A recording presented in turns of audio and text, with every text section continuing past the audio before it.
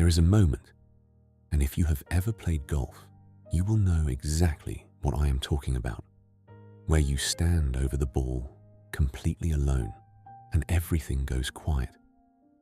The conversation in your head is still there.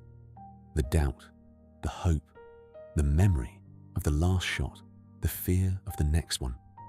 But for just a second, you are aware of all of it. Just you, the club, the ball, and whatever is happening inside you. An old member at a golf club said something to me once that I have never forgotten. He said, "Golf will teach you a lot about yourself. I have been a golf coach for 30 years, and I can tell you, he was more right than he probably knew. Golf has a strange quality that very few things in life share. You cannot fake it. You can dress well. You can have the right equipment. You can say all the right things in the clubhouse.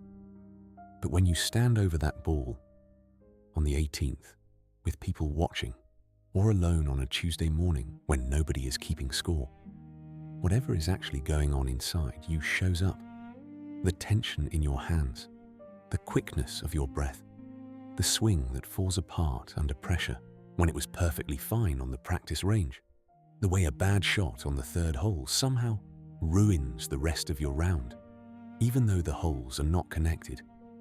Golf is a mirror, and like all mirrors, it just shows you what is already there. Most of us spend our lives arranging things on the outside, the job, the relationship, the achievements, hoping that if we get everything right out there, we will finally feel right in here. Golf collapses that story in about 4 hours. I want to point at something that took me a long time to see clearly.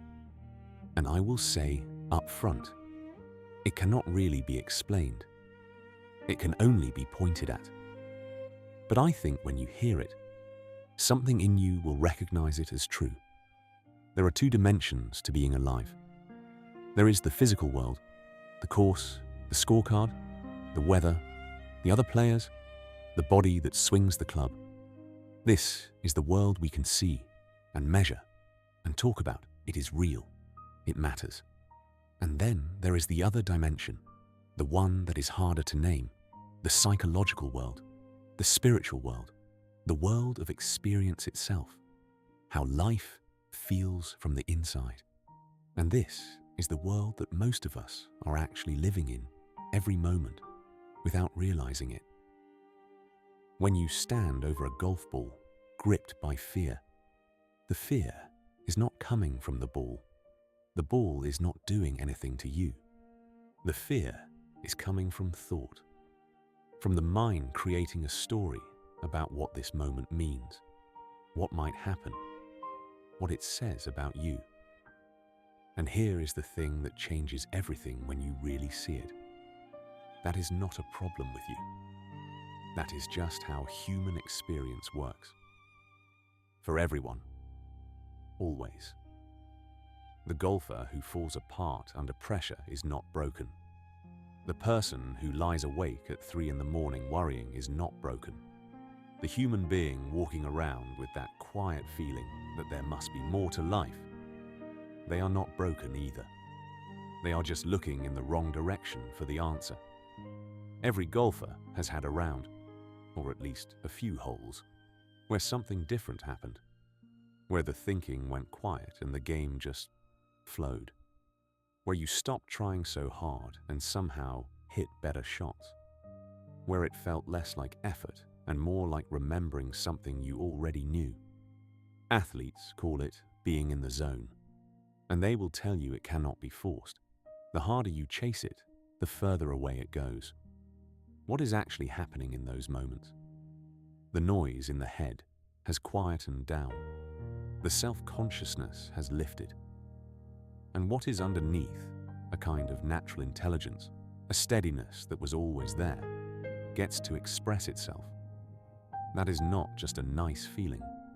That is a glimpse of something real about what you are, underneath all the thinking. And you do not have to be on a golf course to find it. This channel exists for one reason: to point in a direction, not to sell you anything, not to fix anything.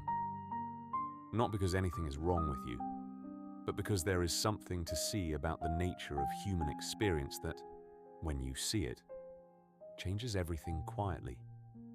Not with fireworks, just with a settling, a coming home to something that was always already there.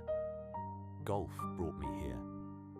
30 years of watching people reveal themselves on a course. The fear, the joy, the frustration, the rare and beautiful moments of complete presence. All of it pointing at the same thing. The game is just the mirror.